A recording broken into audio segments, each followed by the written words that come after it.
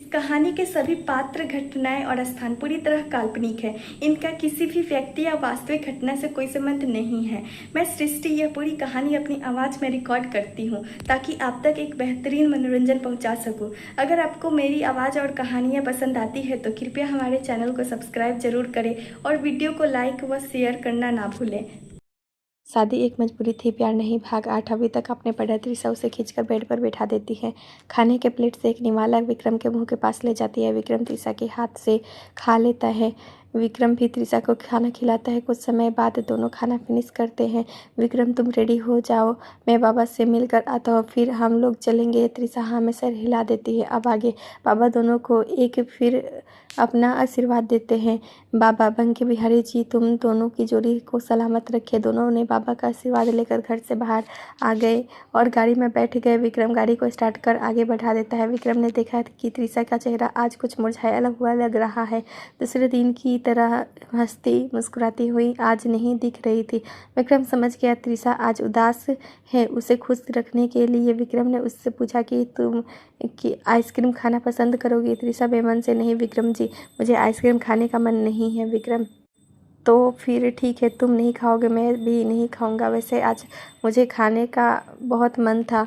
त्रिशा, हाँ तो ठीक है, आप खा लीजिए। विक्रम, नहीं, तुम खाना नहीं चाहती हो तो मैं भी नहीं खाऊंगा। अब हम लोग सीधे घर चलते हैं। त्रिशा हार मानते हुए, ठीक है, घुमाइए गाड़ी आइसक्रीम पार्लर के पास। विक्रम फिर भी मना करता है, लेकिन त्रिशा उसे आइसक्रीम पार्लर के पास रुकने को बोलती है। विक्रम आइसक्रीम पार्लर के पास रोक कर, अब ये बताओ कि तुम्हें कौन से फ्लेवर पसंद है। त्रिशा हल्की मुस्कान के साथ, आपका जो मन करे आप ले आइए, मैं खा लूँगी। विक्रम, पक्का ना। त्रिशा, हाँ बाबा। विक्रम गाड़ी से बाहर निकल कर आइसक्रीम पार्लर के अंदर चला जाता है और कुछ मिनट बाद बाहर आता है। उसके हाथ में 5 से 6 आइसक्रीम था। विक्रम गाड़ी के अंदर बैठ कर, मैं हर फ्लेवर की आइसक्रीम लाया हूँ, अब तुम्हें जो पसंद हो तुम खा सकती हो। त्रिशा विक्रम के हाथ से एक आइसक्रीम क्रीम लेकर उसके रेपर को निकाल कर खाने लगती है। दोनों आइसक्रीम खाते ख़त्म करके घर की ओर चले देते हैं। उनके घर से थोड़ी दूर पर एक लड़की बैग अब पकड़े सड़क पर चली जा रही थी। त्रिशा की नज़र उस लड़की पर गई तो वो उसे तुरंत पहचान गई। उसने तुरंत विक्रम की गाड़ी रोकने को बोली। विक्रम तुरंत गाड़ी रोककर पूछता है, क्या क्या हुआ। त्रिशा, मैंने अभी सिद्धि को इधर तरह देख रही लड़की को देखा है। उसने हाथ में बैग पकड़ रखी थी और अपनी आंखों से आंसू साफ किए जा रही थी। विक्रम, सिद्धि तो अभी घर पर होगी ना, वो इस तरह से आधी रात में वो कहीं नहीं जा सकती। त्रिशा उसे मिरर में दिखाती है तो सच में एक लड़की सड़क के किनारे चली जा रही थी। त्रिशा उस लड़की की तरफ इशारा करके, देखिए विक्रम जी, वो लड़की बिल्कुल सिद्धि की तरह दिख रही है और कपड़े भी वैसे ही पहनी है, चलिए ना गाड़ी घुमाते।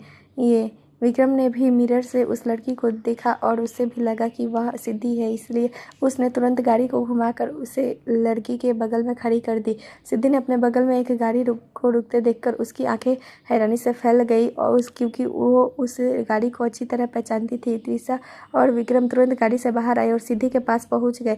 त्रिशा सिद्धि को इस वक्त वहां देखकर और बैग भी के साथ उसे कुछ अच्छा नहीं लगा। त्रिशा सिद्धि के गाल पर हाथ रखकर, सिद्धि, आप इस वक्त कहाँ जा रही हो और वो भी इतनी रात को। सिद्धि खुद को नॉर्मल करते हुए, नहीं भाभी, मैं कहीं नहीं जा रही हूँ, मैं तो अपने दोस्त के घर जा रही हूँ। त्रिशा, आपको इस वक्त जाने की क्या ज़रूरत है, आप दिन में भी तो जा सकती हो ना।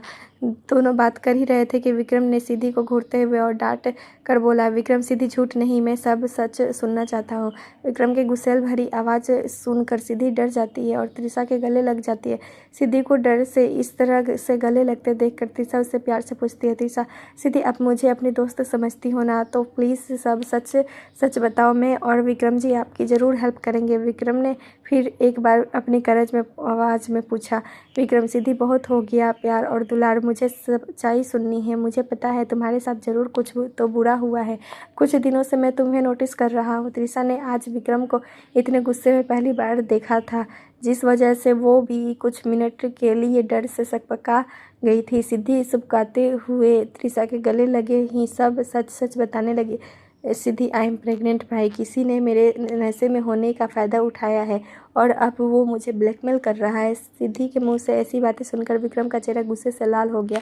उसकी मुट्ठी अपने आप बंद हो गई। त्रिशा की हालत भी ठीक नहीं थी। सिद्धि के मुंह से ऐसी बातें सुनकर उसके भी पैरों के नीचे ज़मीन खिसक गई थी। कुछ मिनट तक वहाँ सब शांत रहे। फिर सिर्फ सिद्धि के सिसकियों की आवाज़ आ रही थी। फिर अचानक उसके कानों में एक आवाज़ सुनाई दी। त्रिशा ने विक्रम को देखा तो गुस्से से उसने गाड़ी के बोनेट की मुट्ठी से मारा था, जिस वजह से वहाँ पर ज़ोर से आवाज़ सुनाई दी थी। विक्रम खुद को नॉर्मल करके, मुझे उस नंबर से जो भी मैसेज और ब्लैकमेलिंग की खबर आई है, मुझे तुम दोनों अभी गाड़ी में बैठो घर पर। इस बारे में किसी को कुछ भी मत नहीं लगने देना चाहिए। तुम दोनों को कुछ भी सोचने की ज़रूरत नहीं है, आगे मैं सब संभाल लूँगा। दोनों चुपचाप गाड़ी में पीछे सीट पर बैठ जाते हैं। सीधी अभी भी सुबह की ही रही थी, इसलिए त्रिशा ने उसे गले से लगाया हुआ था। कुछ मिनट बाद वो लोग घर पहुंच जाते हैं। त्रिशा सिद्धि को लेकर उसके रूम में जाती है और विक्रम अपने रूम में। सिद्धि अपने रूम में पहुंचकर जोर से रोने लगती है। त्रिशा उसे समझाने लगती है कि उसे इस तरह रोने नहीं चाहिए, नहीं तो घर में बाकी सभी लोगों को इस बारे में पता चल जाएगा। सिद्धि रोते हुए, घर में सबको पता चलता है तो लगने दीजिए ना भाभी, शायद यही मेरी सबसे बड़ी सज़ा होगी कि मुझे सबके सामने शर्मिंदगी महसूस हो। आखिर मैंने इतनी बड़ी गलती जो की है। त्रिशा, सिद्धि, गलती तो आपने की है और मैं भी आपको ही गलत मानती हूँ, इसलिए तो हमारे बड़े बूढ़े हमें रोकते हैं कि हम लोग कहीं किसी गलत रास्ते पर ना चल पड़े। सिद्धि, आप तो कितना लकी है, आपके सिर पर बड़ों का हाथ है। दादी माँ, मम्मी जी, पापा जी, उन लोगों के साथ साथ 2 भाइयों का हाथ भी है, फिर भी आप उन सभी को कुछ भी नहीं समझते हैं। उनका आपको रोक टोक करना पसंद नहीं आता है और आप अपनी मर्जी से सब करते आए हैं और इसका नतीजा आपके सामने है। आखिर आप अपनी मर्जी से करके अपने लिए खुद मुसीबत मोल लाई हैं। सिद्धि रोते हुए वहीं बेड के पास ज़मीन पर बैठ जाती है। सिद्धि, काश कि ये बात मुझे उस टाइम समझ चेहरे पर 4 थप्पड़ मारकर किया होता किसी ने, तो मेरी अकल ठिकाने आती। भाभी, आप मुझे पहले क्यों नहीं मिली? आप पहले मिलते तो शायद मैं आज इस कंडीशन में नहीं रहती। त्रिशा, शायद बंके बिहारी जी आपको सबक सिखाना चाहते हो, आपको सही रास्ते पर लाने के लिए हम दोनों को बाद में मिलाया हो। लेकिन एक बात तो है सिद्धि, जैसे कोई भी झुठला नहीं सकता है। सिद्धि रोते हुए पूछती है, क्या भाभी? त्रिशा, यही कि जो कुछ भी होता है हमारे भलाई के लिए ही होता है। आज आप सही रास्ते में आई हैं तो सिर्फ और सिर्फ आपके पेट में पल रहे नन्ही सी जान की वजह से।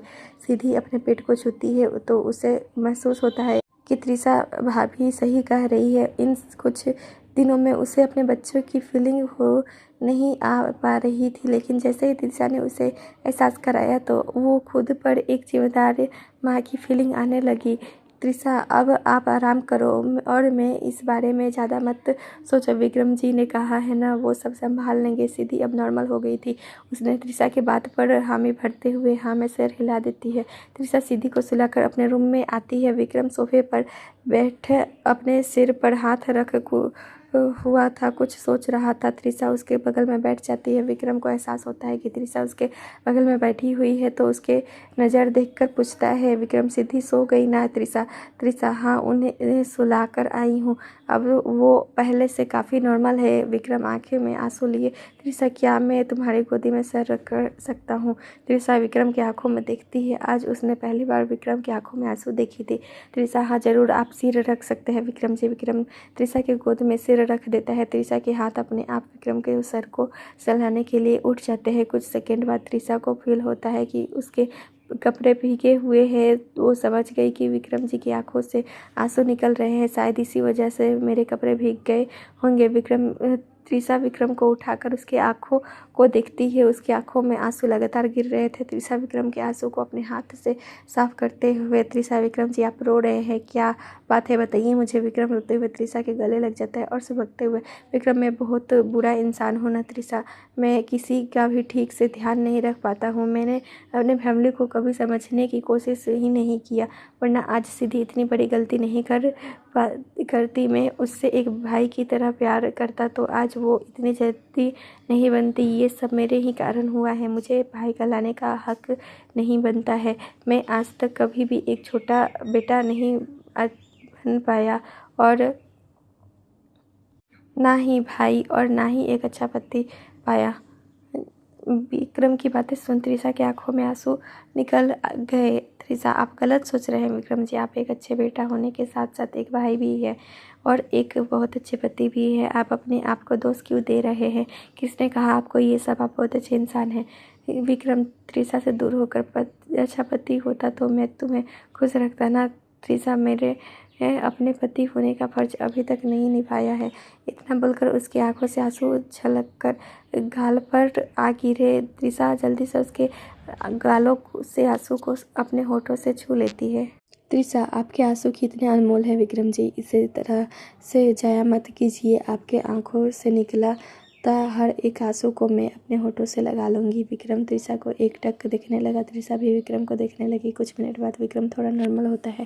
विक्रम, आज मैं तुमको पति होने का दर्जा देना चाहता हूँ त्रिशा, लेकिन तुम्हारी परमिशन चाहिए। त्रिशा, मैं आपकी ही तो हूँ विक्रम जी, परमिशन मांगने की ज़रूरत नहीं है। त्रिशा की ऐसे कहने पर विक्रम अपना होठ उसके माथे पर रख देता है, फिर उसके दोनों पलकों पर, गाल पर, और अब उसके होठों को हल्के से अपने होठों से छू लेता है। विक्रम के टच से त्रिशा विक्रम के शर्ट को जोर से पकड़ लेती है। विक्रम त्रिशा को गोदी में उठाकर बेड पर ले आता है और उसे बेड पर लेटा देता है। विक्रम त्रिशा के ऊपर झुकता है। दोनों एक बार फिर एक दूसरे को देखते हैं। विक्रम, त्रिशा तुम्हारा ही है विक्रम, अब से तुम्हारा ही रहेगा। शादी के पहले क्यों ना मैं किसी और से प्यार करता भी था, लेकिन अब मैं सिर्फ और सिर्फ तुम्हारा रहूँगा। ज़रूरी नहीं कि पहले प्यार उसके बाद शादी, पहले शादी फिर प्यार हो सकता है ना। त्रिशा विक्रम के गाल पर हाथ रखकर, हाँ विक्रम जी, शादी के बाद प्यार ज़रूर होता है और मुझे आपसे प्यार है, बेइंतहा प्यार है। विक्रम एक बार फिर अपना होठ त्रिशा के माथे पर रख देता है। विक्रम, मुझे भी तुमसे बेइंतहा प्यार है त्रिशा है। मैं बहुत लकी हूँ कि तुम मेरी ज़िंदगी में आई हो। बांके बिहारी जी का मैं बहुत शुक्रगुजार हूँ जिन्होंने मुझे इतनी प्यारी त्रिशा दिया है।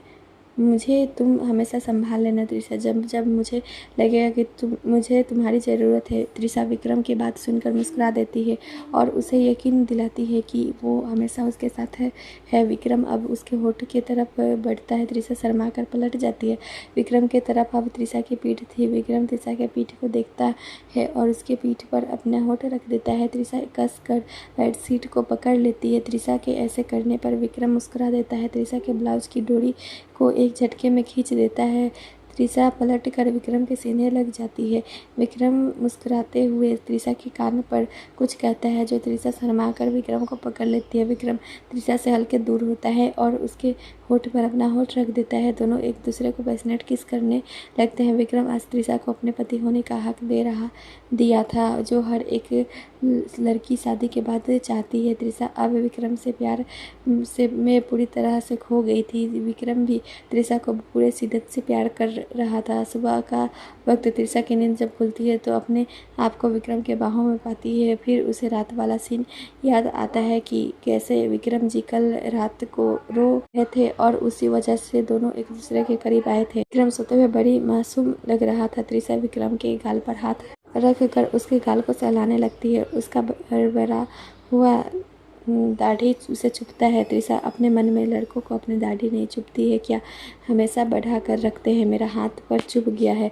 कुछ देर तक निहारने के बाद त्रिशा विक्रम के माथे पर अपना होठ रख देती है और उसके बाहों से निकलकर वॉशरूम में चली जाती है। त्रिशा जब शावर ले रही थी तो अपनी बॉडी को देखती है जिस पर विक्रम ने अपने प्यार का निशान छोड़ा था। त्रिशा फिर एक बार शर्मा जाती है। वॉशरूम से बाहर आईने के सामने बैठ जाती है। बालों को हेयर ड्रायर से सुखाकर खुद रेडी होकर एक नज़र विक्रम को देखती है जो अभी तक सो रहा था और रूम से बाहर चली जाती है। रोज की तरह बांके बिहारी जी की भजन गाती है। घर के सभी लोग मंदिर में हाथ जोड़कर पहुंच जाते हैं। वहां पर नहीं था तो सिद्धि और विक्रम।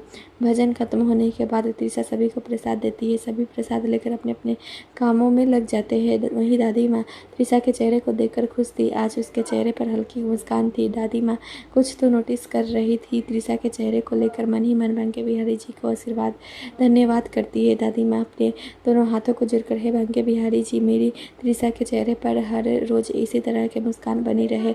अब मुझे पूरा यकीन हो गया है कि मेरा विक्रम अपना पति धर्म जरूर निभा रहा है। एक लड़की यही तो चाहती है कि उसका पति उससे प्यार करे। कुछ देर बाद त्रिशा अपने रूम जाती है और विक्रम को अभी तक सोते हुए देखकर उसे जगाती है। त्रिशा विक्रम के सिर को सहलाते हुए, विक्रम जी उठिए, आपको ऑफिस भी जाना है, आज आपने जॉगिंग पर भी नहीं गए हैं। त्रिशा की प्यार भरी आवाज़ सुनकर विक्रम अपना आंखें खोल कर त्रिशा को देखता है। त्रिशा के चेहरे पर प्यारी सी मुस्कान खिल रही थी। विक्रम अपने अलसाई आंखों से त्रिशा को देखकर, विक्रम तुम इतनी प्यार से उठाओगी तो कौन भला नहीं उठेगा।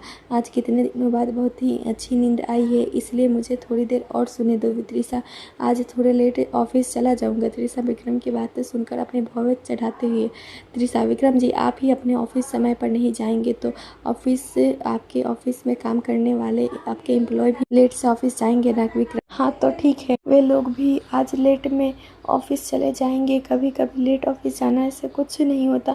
त्रिशा विक्रम के पास से उठते हुए, ठीक है सोते रहिए, मैं दादी माँ को आपके कहे हर बात को बता देता हूँ। विक्रम जल्दी से त्रिशा के हाथ को पकड़ कर अपने तरफ खींच लेता है। त्रिशा खुद को संभाल नहीं पाती और विक्रम के ऊपर गिर जाती है। मौका का फायदा उठाते हुए विक्रम त्रिशा को बाहों में भर लेता है और त्रिशा ने गले गुस्सा दिखाते हुए, विक्रम जी ये क्या था। विक्रम कुछ नहीं, तुम्हें दादी माँ के पास जाने से रोकने का नीचा टेक्निक है। त्रिशा ना समझी से पूछती है, आपके कहने का क्या मतलब है। विक्रम त्रिशा के बाल को उसके कान के पीछे करके, विक्रम मतलब ये कि तुम्हें बाहों में भरकर कुछ देर और सोना चाहता हूँ।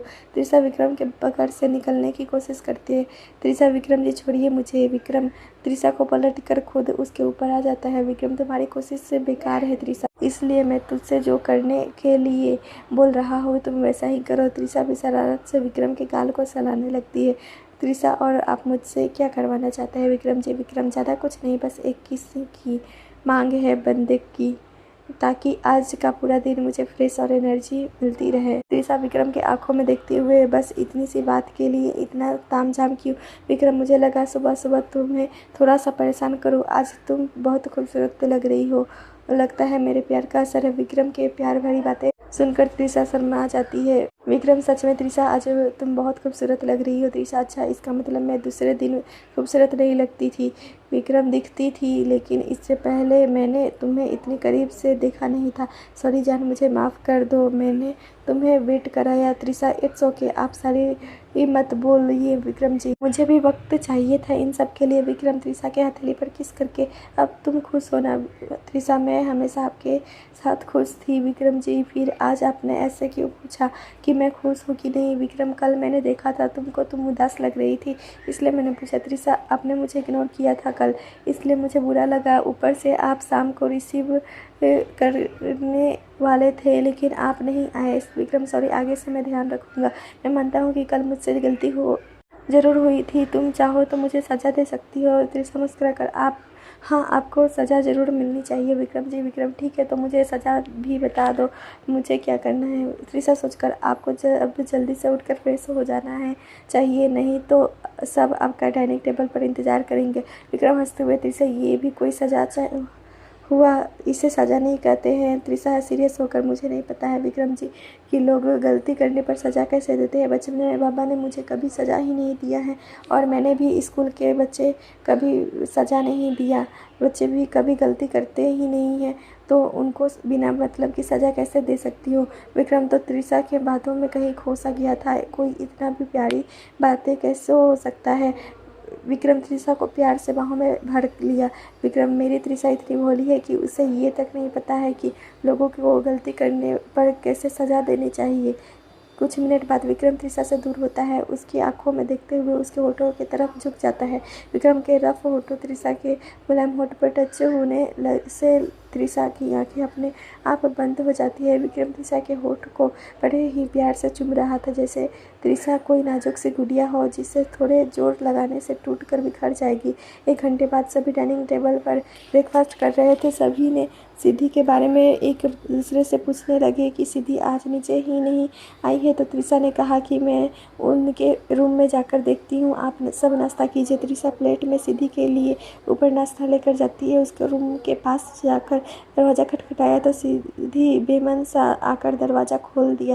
त्रिशा को बाहर खड़ा देखकर उसे अंदर आने को बोल देती है। त्रिशा रूम के अंदर आती है, सिद्धि के आगे नाश्ते की प्लेट रख देती है। सिद्धि भाभी मेरा बिल्कुल भी मन, कुछ भी खाने का भी मन नहीं है।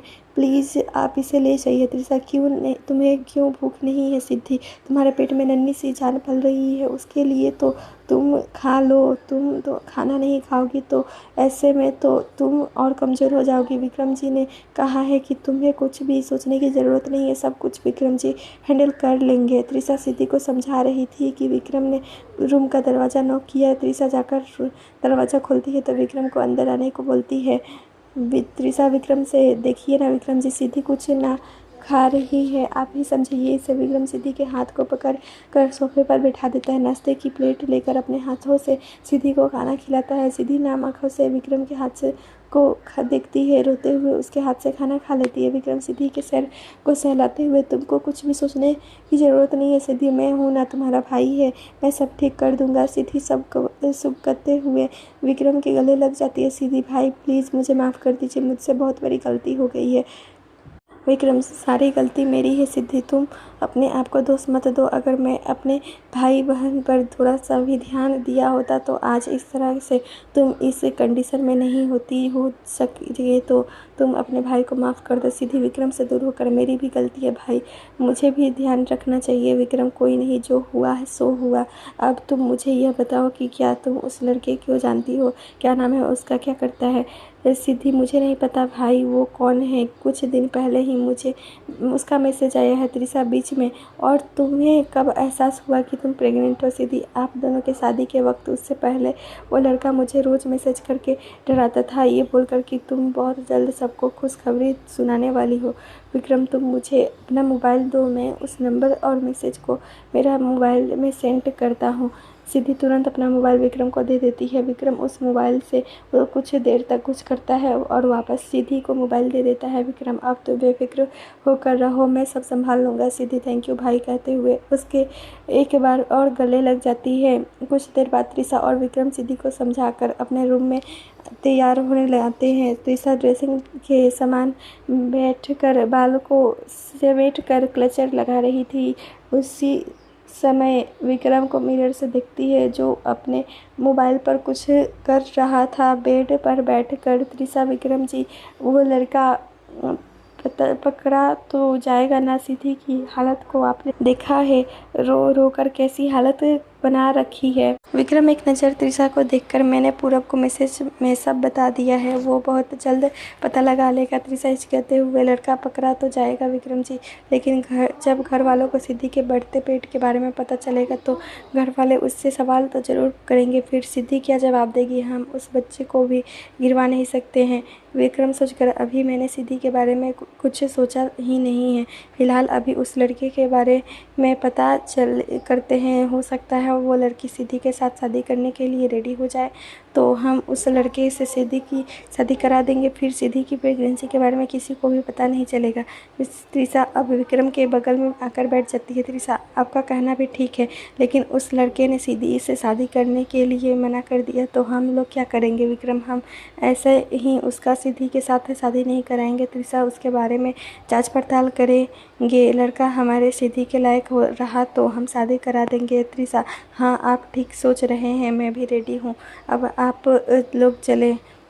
विक्रम मोबाइल को ही देखते हुए हाँ में सर हिला देता है और जाने के लिए खड़ा होता है। त्रिशा अभी भी बेड पर बैठी हुई थी। विक्रम मुस्कुराकर अपना एक हाथ त्रिशा के सामने रख देता है। त्रिशा भी मुस्कुराकर विक्रम के हाथ को थाम लेती है। दोनों एक दूसरे का हाथ थामे रूम से बाहर आते हैं। दादी माँ लिविंग हॉल में बैठकर गुलाबों से कुछ बोल रही थी। उन्होंने जब दोनों को एक दूसरे के हाथ को पकड़ कर नीचे आते हुए देखा तो दादी माँ के चेहरे पर एक प्यारी सी मुस्कान खिल गई। दोनों से ही उन्होंने दोनों का नज़र उतार लिए। दोनों दादी माँ के पास आकर उन्हें बताती हैं कि वो ऑफिस जा रहे हैं। त्रिशा बताती है कि वो स्कूल जा रही है। दादी माँ दोनों से, तुम दोनों जिस तरह से अभी एक दूसरे का हाथ पकड़कर घर से बाहर जा रहे हो, ठीक वैसे ही तुम दोनों शाम को वापस आओगे तो एक दूसरे का हाथ पकड़ रहे दिखोगे। विक्रम और त्रिशा दादी माँ की बात पर मुस्कुरा देते हैं। त्रिशा हंसते हुए, दादी माँ आप जैसे चाहती हैं हम वैसा ही के अंदर प्रवेश करेंगे आप देख लेना। दोनों दादी माँ के पैर छूकर घर के बाहर आ जाते हैं। दोनों गाड़ी में थे। दोनों के चेहरे को देखकर कोई भी बता सकता कि दोनों आज बहुत खुश है। त्रिशा विक्रम जी अपनी दादी माँ के चेहरे को नोटिस किया था। उन्होंने चेहरे पर मुस्कान थी। आपको क्या लगता है हम दोनों को एक साथ देखकर उनके चेहरे पर मुस्कान आई होगी? विक्रम गाड़ी ड्राइव करते हुए हाँ मुझे पता है दादी माँ के चेहरे पर हम दोनों को एक साथ देखने की खुशी में उनको चेहरे पर मुस्कान थी। त्रिशा दादी माँ हमेशा मुझे शादी करने को बोलती थी। कभी कभी इतना जिद करती कि मैं फ्रस्ट्रेशन में आ जाता था और दादी माँ से नाराज़ हो जाता था क्योंकि मुझे शादी करने में कोई दिलचस्पी नहीं होती थी। लेकिन जब दादी माँ ने तुम्हारे बारे में बोली तो शुरू से मैं मना कर ही नहीं पाया। फिर बाद में मैं खुद ही मान गया। पता नहीं क्यों कुछ तो बात है तुम तुम्हारे और खींचा चला जाता हूँ। त्रिशा विक्रम के बात को सुनकर उसे एकटक देखती रही। विक्रम ने त्रिशा को देखा तो वो उसे ही प्यार से देख रही थी। विक्रम हंसने का नाटक करता है तो त्रिशा की तंद्रा टूटती है। विक्रम त्रिशा तुम्हारा स्कूल आ गया। त्रिशा बेख्याली में ही कह डाली इतनी जल्दी? विक्रम मुस्कुराकर 40 मिनट लगते हैं घर से तुम्हारे स्कूल तक का सफ़र और मुझे लगता है 40 मिनट पूरे हो गए हैं। त्रिशा शर्माकर गाड़ी का दरवाज़ा खोलती है तो विक्रम ने उसके हाथ को पकड़ लिया। त्रिशा विक्रम को सवाल भरी नज़रों से उसे देखती है। विक्रम जल्दी से त्रिशा के गाल को किस कर लेता है। त्रिशा उसके ऐसे हरकत पर मुस्कुरा। त्रिशा बाय विक्रम जी मैं इंतज़ार करूँगी। विक्रम बाय तुम त्रिशा मैं आऊँगा तुम्हें लेने के लिए। विक्रम वहाँ से चला जाता है। त्रिशा विक्रम की गाड़ी को तब तक देखती रही जब तक उसकी आंखों से ओझल नहीं हो गई। कुछ समय बाद ऑफिस में पूरब विक्रम को अपने मोबाइल से एक फ़ोटो दिखाता है। पूरब सर क्या आप इस लड़के को पहचानते हो सकता है आप इससे पहले भी मिल चुके हो? विक्रम ध्यान से उस लड़के के फ़ोटो को देखकर पता नहीं पूरब लेकिन मुझे ऐसा क्यों लग रहा है जैसे मैं इसे पहले से जानता हूँ। पूरब सर इसे आप बहुत अच्छे से जानते हैं। कुछ महीने पहले जो टेंडर हम लोगों को मिला था उसी समय इस लड़के ने आपको धमकी दी थी कि आपके उसके मुंह से निवाला छीन लिया। उसको लगा वो उस टेंडर को वही पूरा कर सकता था। शायद इसी बात का बदला लेने के लिए उसने आपकी बहन सिद्धि को अपने प्यार के जाल में फंसाया हो। विक्रम सोचकर नहीं पूरब इसने सिद्धि को प्यार के जाल में नहीं फंसाया है बल्कि उसे कुछ पिलाकर उसके नशे में होने का फ़ायदा उठाया है। तुम ये भी सोच सकते हो कि उसने मेरी बहन के साथ रेप किया है। उसी समय विक्रम गुस्से में पूरब को बोलता है कल से इस लड़के को जयपुर में कोई भी नहीं देख पाएगा। तुम इसे दुनिया से ही गायब करवा दो फिर जो होगा हम बाद में देख लेंगे। पूरब डरते हुए ठीक है सर काम हो जाएगा लेकिन आप उससे एक बार बात कर लीजिए।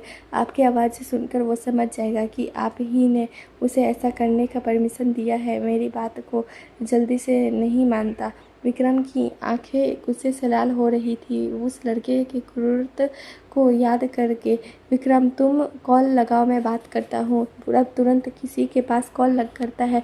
दोनों तरफ से कॉल रिसीव होने के से कोई हेलो बोलता है। विक्रम गुस्से से उस लड़के ने मेरी बहन की ज़िंदगी बर्बाद किया है। आगे तो जो तुम उस लड़के के साथ करना चाहते हो तुम कर सकते हो लेकिन मुझे वो लड़का जयपुर में ज़िंदा नहीं दिखना चाहिए। दूसरी तरफ से किसी की मोटा आवाज़ सुनाई देता है अब आप उस लड़के का फिक्र मत कीजिए। उसे ऐसी सज़ा देंगे कि अगले जन्म लेने के लिए उसके रूह तक काँप उठेगी। किसी लड़की के जज्बातों के साथ खेलने वाले को हम जिंदा नहीं छोड़ते और उस लड़के ने तो हमारी बहन के ऊपर हाथ डाला है। पहले उनके हाथ को उखाड़ना पड़ेगा। विक्रम इतना सुनकर कॉल कट कर देता है। उसकी आंखों से गुस्सा साफ नज़र आ रहा था। कॉल कटने पर विक्रम पूरब को बोलकर उस फोटो को किसी नंबर में सेंड करने को बोलता है। पूरब सर मैंने पहले से ही भाई के नंबर में फ़ोटो को भेज दिया है और भाई ने फ़ोटो को देख भी लिया है। विक्रम ठीक है। पूरब अब भी विक्रम को देखता है। उसके माथे की सिकन बता रहे थे कि वो अभी भी कुछ सोच रहा था। पूरब विक्रम को बहुत पहले से जानता था इसलिए उसके रग रग से वाकिफ़ था। पूरब को भी अच्छे नहीं लगता था जब विक्रम टेंशन में रहता था क्योंकि विक्रम ने पूरब और उसकी बहन को कुछ साल पहले लोगों से बचाया था। उसके कॉलोनी के लोग दोनों भाई बहन को मारते हुए उसको कॉलोनी से निकाल रहे थे तो विक्रम ने आगे आकर लोगों से लड़कर दोनों की जान बचाया था। उसी दिन से पूरब खुद को विक्रम का कर्जदार मानता है। अगर उस दिन विक्रम ने दोनों भाई बहन की जान न बचाया होता तो पता नहीं आज कहाँ होते दोनों। पूरब सर, कोई और बात है क्या? आप मेरे साथ शेयर कर सकते हैं, शायद मैं आपकी कोई हेल्प कर सकता हूँ। विक्रम अपने माथे पर हाथ रखकर मसलते हुए, बात तो है पूरब, मगर इसमें तुम कुछ नहीं कर सकते। तुम काम पे ध्यान दो, बाकी मैं देख लूँगा। समझ चुका था कि विक्रम उसे कुछ नहीं बताने वाला, इसलिए वह उससे जीत करके पूछना लगा, पूरब सर, आज तक आपने मुझसे कुछ नहीं छुपाया है तो प्लीज़ बताइए ना, आप इतना परेशान क्यों लग रहे हैं? विक्रम एक नज़र पूरब को देखकर, मैं सिद्धि के बारे में सोच रहा हूँ पूरब। अभी तो हम बात को छुपा लेंगे, मगर कुछ महीने बाद तो उसका पेट दिखने लगेगा तो लोग को क्या जवाब देंगे, और ऊपर से घर वाले भी सवाल करेंगे। उसी बात को लेकर मैं परेशान हूँ। पूरब सर, आप चिंता मत कीजिए, हम कोई ना कोई सोल्यूशन ज़रूर निकालेंगे। इस दुनिया में ऐसा कोई भी काम नहीं है जिसका कोई सोल्यूशन ना हो। विक्रम, तुम बात को समझ नहीं रहे हो पूरब। एक लड़की के लिए कितनी शर्मिंदगी की बात है कि शादी से पहले प्रेग्नेंट होने, ये कोई छोटी बात नहीं है पूरब सर। मैं समझता हूँ, फिलहाल अभी हमें कुछ वक्त के लिए टाइम मिला है कुछ सोचने के लिए, इसलिए आप ज़्यादा परेशान मत हो, हम कोई ना कोई रास्ता ज़रूर निकालेंगे। अब ऑफिस बंद होने का टाइम भी हो गया है, इसलिए आप निकलिए, मैं भी ऑफिस बंद करवा कर निकलता हूँ। विक्रम अपने हाथ में पहने घड़ी को देखता है तो सच में टाइम हो गया था ऑफिस बंद करने का, इसलिए और जल्दी से ऑफिस से निकल कर गाड़ी ड्राइव करते हुए त्रिशा के स्कूल पहुंचता है। त्रिशा विक्रम का इंतजार कर रही थी। विक्रम की गाड़ी आते देखते ही मुस्कुरा देती है और गाड़ी के पास चले जाते हैं। विक्रम त्रिशा के सामने तो मुस्कुरा रहा था, लेकिन मन ही मन सिद्धि के बारे में सोच रहा था। उसके दिल में बहुत उथल पुथल चल रहा था। वह त्रिशा को बताकर उसे परेशान करना नहीं चाहता था। गाड़ी के रुकते ही त्रिशा गाड़ी का दरवाज़ा खोलकर अंदर बैठ जाती है। विक्रम त्रिशा के बैठते ही गाड़ी स्टार्ट कर आगे बढ़ा देता है। विक्रम, कैसा रहा त्रिशा तुम्हारा आज का दिन?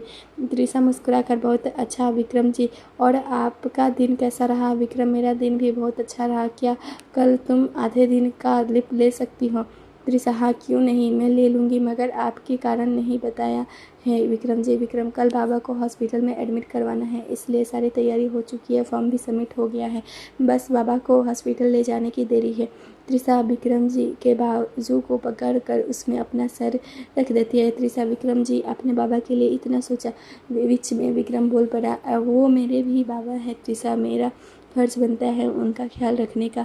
तुम इस बारे में मुझसे कुछ भी नहीं कहोगी, मैंने पहले ही भी तुमसे ये बात कह रखी है। दोनों बातें करते हुए घर पहुंच जाते हैं। दोनों रूम में जाकर फ्रेश होते हैं। विक्रम त्रिशा से, त्रिशा हमने उस लड़के का पता लगा चुका है, लड़का बहुत ही बदतमीज और घमंडी इंसान है, हमारे सिद्धि के लायक नहीं है। कुछ महीने पहले उसे टेंडर मिलने वाला था, लेकिन मुझे मिल गया। उसी का बदला लेने के लिए सिद्धि को मोहरा बनाया है। त्रिशा, अब हम लोग क्या करेंगे विक्रम जी? हम लोग तो सोच रहे थे कि अगर लड़का सही निकला तो हम शादी उससे करवा देंगे, और अब हम उस लड़के के बारे में जानकर सिद्धि की शादी उस लड़के से कभी नहीं कराएंगे। विक्रम सोफे पर बैठकर दोनों हाथ को अपने चेहरे पर रखकर मसलने लगा। विक्रम, कुछ समझ नहीं आ रहा है त्रिशा कि अब हम आगे क्या करें। कुछ दिन तो हम लोग बात को छुपा सकते हैं, लेकिन उसके बाद तो जैसे जैसे दिन बीतता जाएगा सिद्धि के पेट दिखाई देंगी। त्रिशा भी विक्रम के बगल में बैठ जाती है। क्या कोई ऐसा लड़का नहीं है जो हमारे सिद्धि के से शादी कर उसके के बच्चे को अपना ले? विक्रम एक दर्द भरी मुस्कान देकर, कोई भी इंसान किसी के बच्चे को अपना नाम क्यों देगा त्रिशा? वो कोई चीज़ थोड़ी है जो हम कीमत देकर उस इंसान को खरीद लें। त्रिशा विक्रम के हाथ में अपना हाथ रखकर, आप टेंशन मत लीजिए विक्रम जी, सब ठीक हो जाएगा। और कुछ सोचकर, त्रिशा, क्या हम सिद्धि को जयपुर से दूर नहीं भेज सकते हैं, एक ऐसी जगह जहाँ पर उसको कोई भी नहीं जानता हो? विक्रम, तुमने सही सोचा है, लेकिन कितने दिनों के लिए? जब सिद्धि की डिलीवरी हो जाएगी तो उसके बाद भी तो उससे वही रहने होगा अपने बच्चे के साथ। त्रिशा विक्रम के गाल पर हाथ रखकर, मेरे पास एक बहुत अच्छा प्लान है, अगर आप उसमें साथ देते हो तो हमारा प्लान सक्सेस हो जाएगा। विक्रम, कैसा प्लान है बताओ फिर? त्रिशा, आप वादा कीजिए कि आप उसमें मेरा साथ देंगे, फिर मैं आपको बताऊंगी। विक्रम त्रिशा के हाथ को थाम कर, मैं वादा नहीं करता, फिर भी तुम्हारा साथ देता। अब तुम जिद कर रही हो तो ठीक है, मैं तुमसे वादा करता हूँ कि इसमें मैं तुम्हारा साथ ज़रूर दूंगा। त्रिशा, विक्रम जी सिद्धि की डिलीवरी हो जाएगी, उसके बाद हम लोग बच्चे को गोद ले लेंगे, उस बच्चे को अपना नाम दे देंगे। इससे कोई भी हमारी सिद्धि के ऊपर उंगली भी नहीं उठा पाएगा। बच्चे को भी माँ बाप का प्यार मिल जाएगा। सिद्धि को अपने बच्चे की टेंशन भी नहीं होगी। विक्रम को त्रिशा की सोच को देखकर उसे लगा कि त्रिशा सच में किसी देवी का अवतार है जो एक लड़की के रूप में आकर उसका हेल्प कर रही है। विक्रम के कुछ न बोलने पर त्रिशा उसे एक बार और पूछती है, त्रिशा क्या हुआ विक्रम जी, आपने कुछ नहीं बोला, आप मेरा साथ नहीं देंगे ना। विक्रम त्रिशा को सीने से लगा लेता है और भर्राई आवाज़ में, विक्रम त्रिशा त्रिशा त्रिशा तुम और कितनी बार मेरा दिल जीतोगी जान। तुम्हें कुछ ही दिन हुआ है इस घर में आए हुए और तुम सबके बारे में इतना सोचती हो। पहले दादी माँ, उसके बाद में अब तुम सिद्धि के बारे में सोच रही हो। बांके बिहारी जी ने तुम्हारे दिल में बहुत जगह दी हुई है, इसलिए तुम सबके बारे में इतना सोच लेती हो और समझ लेती हो। त्रिशा भी विक्रम को कस के गले लगा लेती है। और अभी भी तो मेरे असली परिवार हो विक्रम जी, मैं अपने परिवार के बारे में नहीं सोच लूँगी तो कौन सोचेगा। और मैं तो इस घर की बड़ी बहू हूँ, मेरा फ़र्ज़ बनता है सबका ख्याल रखने का। दूसरी तरफ ऑफिस में सभी अपने अपने कैबिन से निकल कर बाहर आ जाते रहे थे। पूरब भी जानबूझकर गिन्नी के कैबिन में जाता है। गिन्नी भी अब घर जाने के लिए अपने सामान को समेट रही थी। पूरब को अपने कैबिन में आता देख गिन्नी वहीं रुक जाती है। पूरब, तुम घर जा रही हो मिस गिन्नी जी। गिन्नी को आज अजीब लगा पूरब के मुंह से मिस गिन्नी जी कहते हुए सुनकर। गिन्नी अपनी आंखें छोटी करते हुए, पूरब जी आज आपको क्या हो गया है, आप मिस गिन्नी जी बोलने लगे हैं। पूरब, हाँ तो आप मिस गिन्नी जी हैं तो आपको मैं नहीं जी बुलाऊंगा ना। गिन्नी अपने दोनों हाथ को अपने सीने के सामने बांध कर, गिन्नी, अच्छा इतने दिन में गिन्नी थी और अब मैं मिस गिन्नी जी हो गई, बात क्या है पूरब जी, क्या आप मुझसे पीछा छुड़वाना चाहते हैं। पूरब, मैं तुम्हें घर ड्रॉप कर देता हूँ, हम गाड़ी में बैठकर बात करें। गिन्नी अपने पर्स को उठाते हुए, ठीक है चलिए हम गाड़ी में ही बैठकर बात कर लेते हैं। अब पूरा ऑफिस खाली हो चुका था। पूरब और गिन्नी भी बाहर आ जाते हैं। दोनों एक साथ पार्किंग में जाते हैं और गाड़ी में बैठ जाते हैं। पूरब ड्राइविंग सीट पर बैठकर गाड़ी स्टार्ट कर आगे बढ़ा देता है। पूरब गाड़ी ड्राइव करते हुए, गिन्नी मुझे तुमसे कुछ ज़रूरी बात करनी है। गिन्नी, हाँ तो कीजिए ना सर, मैं तो सुन ही नहीं रही हूँ, आप क्या ज़रूरी बात करना चाहते हैं। पूरब, मैं अपने बारे में तुम्हें कुछ बताना चाहता हूँ। गिन्नी, ठीक है बताइए। फ्लैशबैक, कुछ साल पहले एक लड़की जिसकी उम्र लगभग 21 साल के आसपास होगी बेड पर सो रही अपने भाई को जगाती है। ऋषिका, पूरब भाई उठिए ना, मेरा ऑफिस जाने का टाइम हो गया है और तुम्हें भी तो इंटरव्यू में जाना है। पूरब अंगड़ाई लेते हुए, हो ऋषिका, अभी सिर्फ सुबह के 7 बजे हैं, अभी तक वक्त है तुम्हें ऑफिस जाने में। ऋषिका चाय के कप को पूरब के तरफ बढ़ाकर, भाई टाइम कब गुजर जाता है कुछ पता नहीं चलेता और आप तो हमेशा इंटरव्यू में जाने के लिए लेट हो जाते हैं, इसलिए आज तक आपको कोई भी नौकरी नहीं मिली है। मैं तो कहती हूँ आप मेरे साथ मेरे ऑफिस चलिए, मैं अपने बॉस को बोलकर आपको वहीं नौकरी दिला दूंगी आपकी, लेकिन आपने ही मना कर दे। ये बोलकर कि दोनों एक साथ कंपनी में काम नहीं करेंगे। पूरब चाय का घूंट लेकर, तू चिंता मत कर, आज मैं फिर इंटरव्यू जा रहा हूँ, देखना आज पक्का मेरा इंटरव्यू पास हो जाएगा। ऋषिका का बेड को सही करते हुए, हाँ और ये तब होगा जब तुम टाइम पर इंटरव्यू देने पहुंचोगे, वरना तुम सपने में ही इंटरव्यू देते रह जाओगे। दोनों भाई बहन ही साथ में रहते थे। बचपन में उनके माँ ने उन्हें छोड़कर इस दुनिया से चली गई थी। कुछ साल पहले उनके पापा भी दोनों को छोड़कर दुनिया से चले गए थे। दोनों भाई बहन जुड़वा थे, दोनों एक दूसरे का ख्याल रखते थे। एक दिन ऋषिका को घर आने में लेट हो जाती है, जिस वजह से उसका बॉस उसे खुद घर छोड़ने आया था। उसका बॉस ऋषिका को बहुत पसंद करता था, लेकिन वो ऋषिका का बहुत सम्मान भी करता था। ऋषिका अपने बॉस के असिस्टेंट थी, जिस वजह से उसे ही सब कुछ देखना पड़ता था, इसलिए उसे घर आने में कभी कभी देर हो जाती। इस बात को लेकर उसके मोहल्ले की औरतें उसे भला बुरा कहती थी, पता नहीं क्या गुल खिलाती रहती है इतने देर तक ऑफिस में। बाकी सभी तो टाइम पर ऑफिस से घर पहुंच जाते हैं, इसका क्या लगता है कि एक यही काम करने ऑफिस जाती है। हमारे मर्द और बेटे भी जाते हैं और टाइम रहते घर पहुंच जाते हैं। आज तो मोहल्ले की औरतें ने ऋषिका का जीना बेहाल कर दिया था। उनकी कड़वी बातें सुनकर ऋषिका से बर्दाश्त नहीं हो रहा था और हाथ को दोनों कान पर रख कर अपनी आंखें बंद कर ली। फिर भी उनकी आवाज़ें उसके कानों में गूंज रही थी। ऋषिका अपने दुपट्टा से फंदा बना रही थी फांसी लगाने के लिए। पूरब जब घर आया तो मोहल्ले की सारी औरतें उनके दरवाजे पर खड़ी होकर ऋषिका के बारे में अनाप शनाप बोल रही थी। पूरब से जब उनकी बातें बर्दाश्त से हद हो गई तो उसने सब से कहने लगा, पूरब बोल लीजिए, आप लोगों को जो भी बोलना है बोल लीजिए। सच्चाई क्या है ये तो ऊपर वाला को ही पता है। भगवान ना करे आप लोगों के बच्चों को ऐसे दिन ना दिखना पड़े जैसे हम दोनों भाई बहन देख रहे हैं। आप लोगों के गले को हम दोनों भाई बहन हमेशा से चुभते आए हैं और आज तो आप लोगों ने हद ही कर दिया है कि अब तभी उसी के उम्र के लड़के ने पूरब के सिर पर डंडे से हमला कर दिया। उसकी चीख सुनकर ऋषिका जल्दी से अपने दुपट्टा को निकाल कर बाहर दौड़ कर आती है। पूरब को खून से लथपथ देखकर जोर से चिल्ला पड़ती है, क्या हो गया?